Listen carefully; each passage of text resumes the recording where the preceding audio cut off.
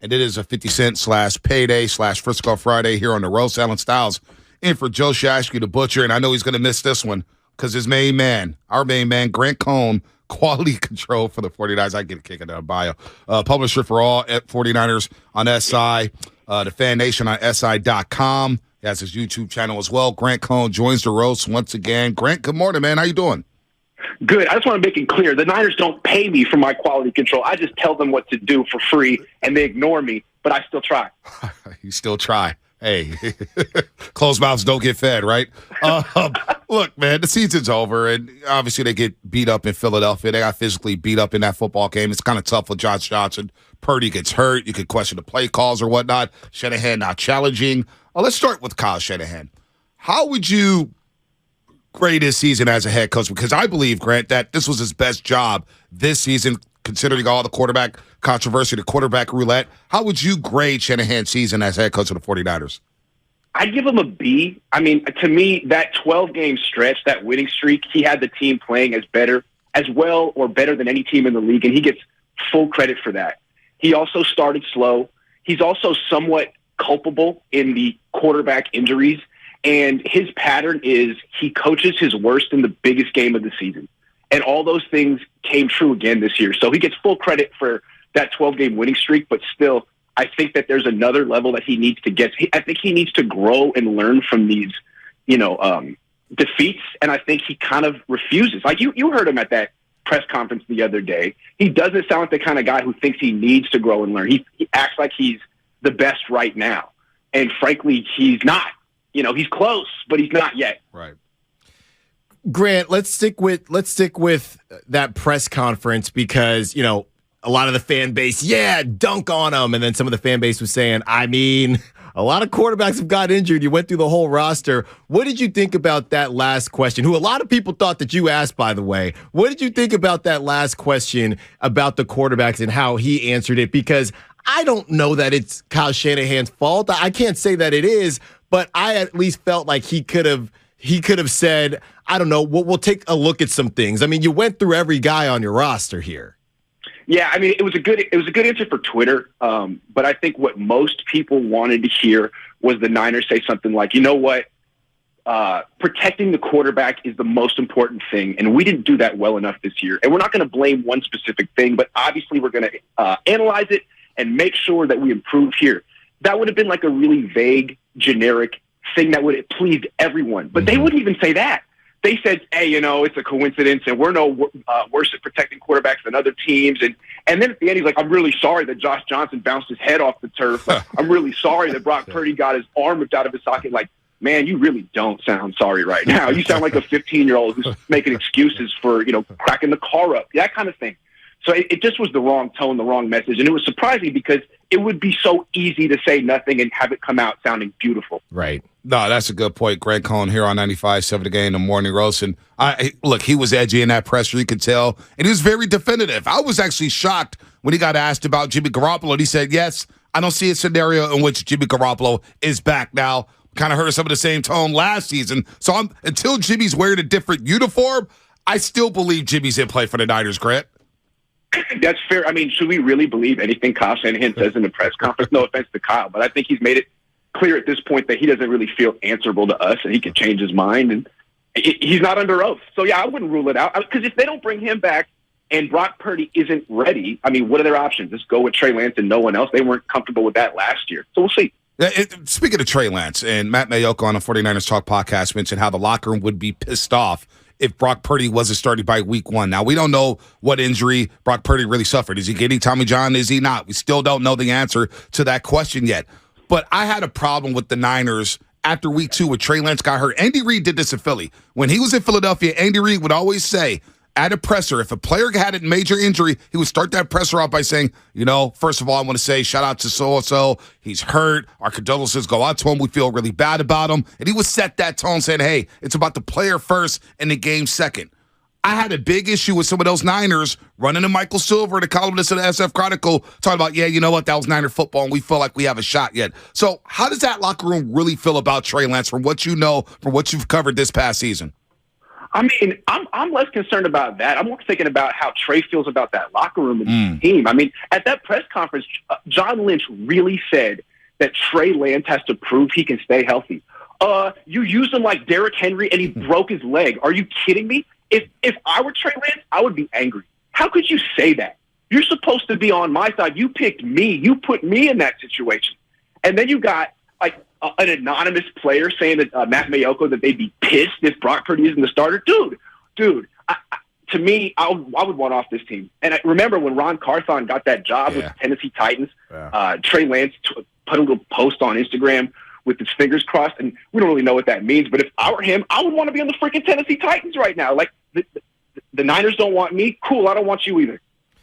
Grant, now the other quarterback that played there were a good bit that played this season, Brock Purdy. And Brock Purdy, some Niner fans want to give him the gold jacket right now, and he's a quarterback for the next 10 years. What were your thoughts on Brock Purdy? And now with him being injured, it's easy if he's ready by preseason, then sure. I think he has done enough that he would get the nod. Him and Trey can quote unquote battle it out, but he'd probably get the nod. But let's say he's not ready by training camp or preseason, and let's say the Niners go 1-0, 2-0, dare I say 3-0. Do you think Brock Purdy has done enough? We have a lot of fans that say he's our QB1. Do you think he's done enough to where if Trey Lance has maybe 1, 2, 3 games and they didn't look great, let's say he didn't necessarily ball out, would Kyle Shanahan put him straight into the QB1 position, or would he say, hey, we're winning with Trey? Sometimes he likes to ride the hot hand. What do you think happens with Brock Purdy if he's not ready at the beginning of the season and the Niners are off to a decent start? Well, Kyle Shanahan did the other day say that he has 2 starting quarterbacks. He won't commit to either one. Right. So let's say Brock isn't ready and Trey Lance comes out. Let's say he balls out. Let's say he goes on a run like Brock Purdy did. I would think they would go with the hot hand. Right. They're not committed to Brock. So that would be a good problem to have.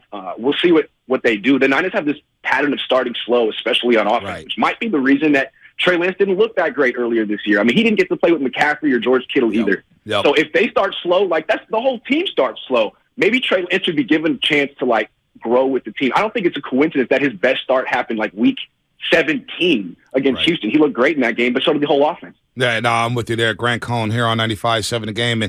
And look, Trey Lance, I've been saying that all season long about Trey Lance. Can he get a shot with McCaffrey? He's played 1 game with George Kittle. And look, the monsoon game, I think a lot of people came out of there saying, well, it wasn't really Trey's fault. He threw some really nice passes. What if George Kittle's running under that pass that he threw to Tyler Kroft? He threw some dimes at Juwan Jennings and Ray McCloud. I don't have to tell you. You were there. But the whole Trey Lance thing is very interesting to me. Moving on to Brock Purdy for a second, though. Do you believe we've seen Brock Purdy hit his ceiling? Because I saw him nobody wants to talk about it, Grant, but the last 4 first halves, minus the Eagles game, I thought Brock Purdy struggled and played a lot more like Jimmy Garoppolo than the Brock Purdy we saw to start that run. I like Brock Purdy. I like his athleticism. I like the way that he can extend plays and make plays. I think he's a good player. But I'm really worried about this injury. If he doesn't get the Tommy John surgery and he rushes back because the Niners are begging him to, what is his arm going to be like? I mean, he didn't have a strong arm to begin with. Right. If he loses 5% of his velocity, I'm really concerned about his future. If he gets the Tommy John surgery, comes back with 5% more velocity, I'm intrigued. So I think this is the biggest decision of his life, and he has to make sure that he doesn't just, capitulate to the 49ers because they're desperate. I don't know what he's going to do. Grant, let's just go big picture here, because I've been saying that Kyle Shanahan, he's much better than a lot of coaches out there, right? Yeah. But the Niners still have that quest for 6 is still happening. So can you speak to, I guess, where you're at in this fan base, where it's, well, we're doing much better than all these other teams, so you guys sound spoiled, versus I'm not trying to sound spoiled, but at some point I want to be the bride and I don't want to be the bridesmaid anymore. It feels like, the Niners are sort of back at the Jim Harbaugh level where you have a premier coach and you're in the NFC Championship game, but there is something about this man that is going to prevent him from ever being a champion. And I think we feel that way about Jim Harbaugh now. We see him at Michigan. He's never going to get it done. There's something missing there. And Niner fans have PTSD from firing him and then having no replacement. That team just sort of fell apart and a bunch of guys retired. And I think fans are afraid if you were to ever move on from Kyle, that Jed couldn't find anyone good. I don't know. I feel like Trent Baalke's gone. John Lynch is different. They have a really good organization and a really good roster. And if you felt that Kyle can't seal the deal with this, you could trade him, and I think you'd have a line of really good coaches around the block trying to coach Nick Bosa and Fred Warner. You know what I mean? So right. I feel like a ruthless organization like Philly, if they ever felt a coach couldn't get over the hump, I mean, they fired Andy Reid and then won a Super Bowl. So you got to be bold. And right now the Niners seem content to be in the mix. So are you saying if the Niners, I think it's too late in the process to do anything with Kyle Shanahan. And I also believe, Grant, that if he went 5-12 next season, I still believe his seat wouldn't be hot. Don't you agree? I think if he misses the playoffs next year, he would get fired because really? The team is too good. I think the team is too good. And if he misses the playoffs, then you have to wonder, is he losing the locker room? Here's what you got to watch, Fonte. Trent Williams. Yeah. He mentioned he's thinking about retirement. If he retires, that's an indication that this locker room might be losing its faith that Kyle Shanahan can deliver the goods. So we'll see what Trent does. What about Bosa here? I know a lot of people are talking about his contract extension. I'm like Joe Shasky. Shasky loves the franchise tag. He always wonders why the Niners don't use it on certain players, like Eric Armstead, for example. Instead of paying them the money, just franchise them, make them prove it again and again and again, and maybe you keep DeForest Buckner. And we're not in a situation with Javon Kinlaw, and we know about Javon Kinlaw's game in the NFC title game. It was not pretty, to say the least, and maybe that's an understatement. With Nick Bosa, personally, I have a problem with paying him $30 million a year right now after that playoff run. I would franchise Nick Bosa to make sure that, hey, one, he remains healthy. Two, that he balls out in the playoffs.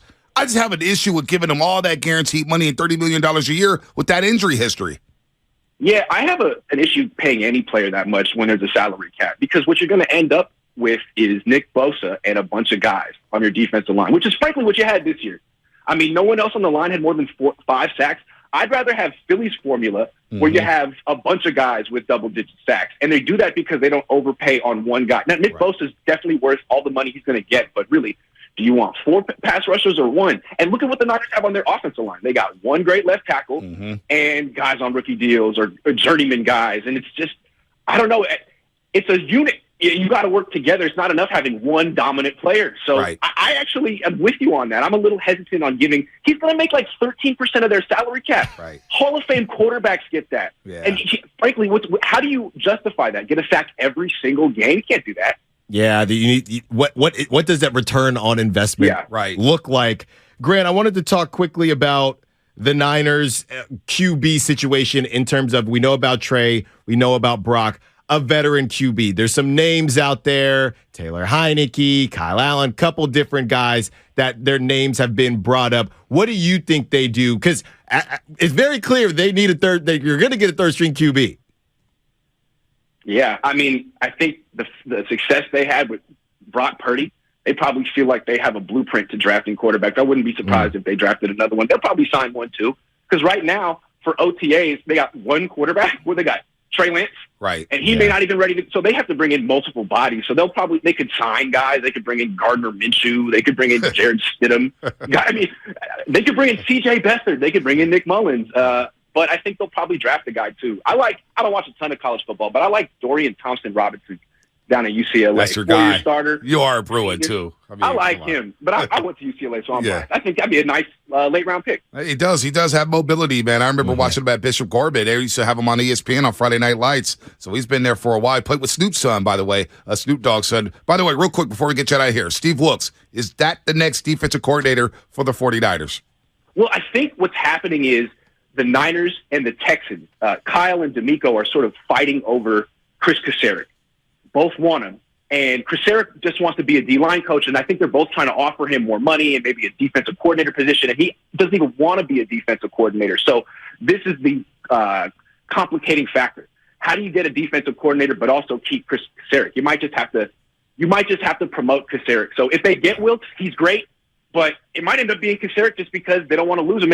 It's funny, I asked him point blank about this in the offseason. He said, I don't want to be a coordinator. I don't want to look or think about coverages. I just want to look at the D-line. So wow.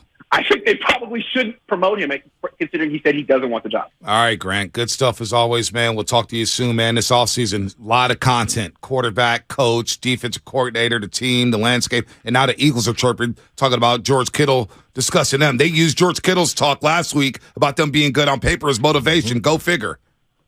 Yeah, I mean, Kittle was asked point blank, are the Eagles physical enough to compete with you, and he just paused for like 4 seconds. He was like, well, I guess we'll see. Their defense is great on paper. Like, wow, what an answer. And then what an ironic way for the season to end. I mean, the tight end room really blew it. Yes. I mean, I guess that's karma.